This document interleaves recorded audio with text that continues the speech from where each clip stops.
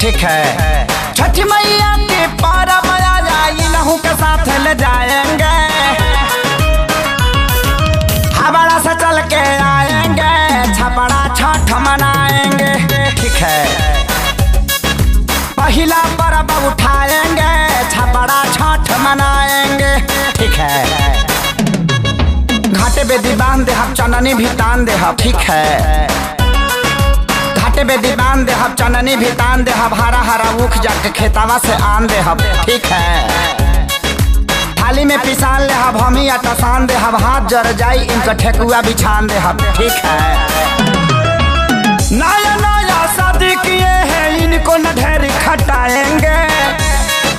ठीक है। नया नया शादी किए हैं, इनको न ढेरी खटाएंगे, हमारा से चल के आएंगे, छपड़ा छठ मनाएंगे। ठीक है। पहला परब उठाएंगे, छपड़ा छठ मनाएंगे। ठीक है।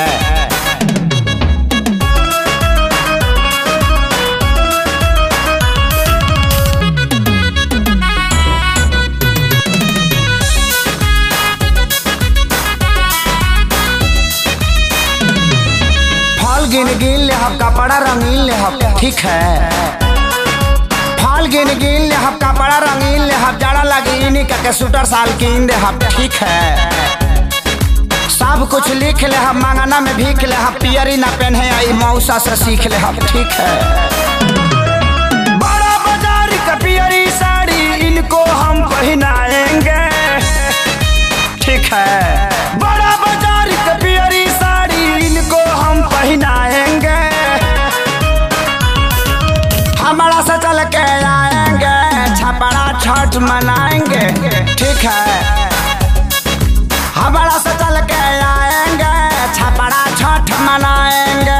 ठीक है।